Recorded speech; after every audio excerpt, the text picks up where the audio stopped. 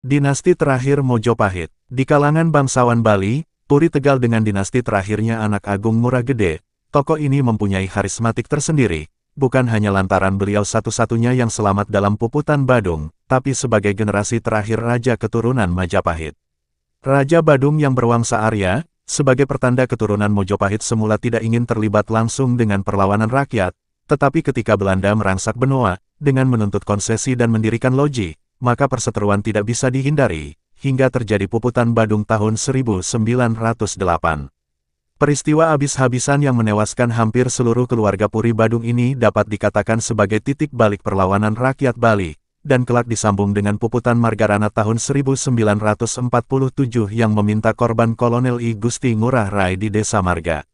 Kendati Belanda tidak berhasil menumpas semua keturunan Raja Badung, karena salah seorang anak yang berusia 7 tahun sempat luput dari perhatian. Anak kecil itulah yang kemudian dikenal dengan Betara Anak Agung Ngurah-Gede. Hubungan karma. Hubungan darah antara Jawa dengan Bali tampaknya sulit diputus oleh pengamat sejarah. Rangkaian karma seperti ini terbukti dari sejarah hidup Betara Anak Agung Ngurah-Gede, cerita Suryo, penguasa Puri Tegal yang lebih banyak melakukan olah batin hidup Mandito yaitu Brahmana ini menikah 2 kali. Yang pertama mempunyai 5 orang anak, sedang dari istri keduanya, Ibu Agung dari Puri Dangin tidak mempunyai anak. Untuk tumpuhan kasih mereka mengangkat anak seorang janda berasal dari Jawa, anak angkat ini diberi nama Anak Agung Ngurah Atnyana.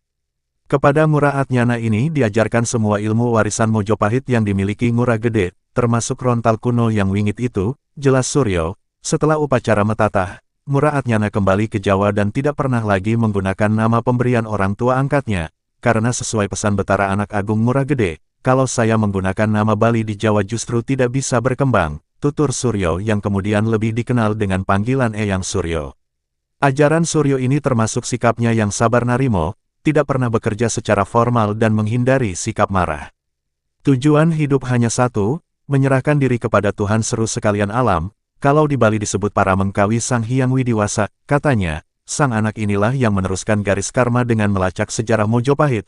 Ia juga aktif dalam panitia Suro di Trowulan, di samping menjabat sebagai wakil ketua Dewan Pengurus Penghayat Kepercayaan terhadap Tuhan Yang Maha Esa. Pada tanggal 22 November tahun 1993 Ngurah-Gede wafat. Sebelum wafat Ngurah-Gede dimasukkan RSU Sangla Denpasar, tapi di pangkuan Suryo setelah ia melakukan puasa 40 hari. Ini sesuai kearifan dan ngelmu Mojopahit yang diyakini, dan hanya Suryo yang tahu, tapi setelah dipaksa makan melalui selang infus beliau wafat.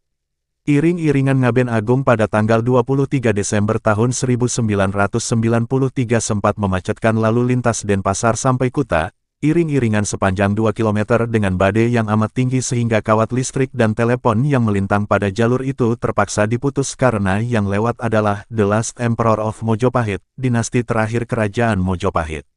Semar Suwito, Liberty edisi 1909, 1–10 Mei tahun 1996.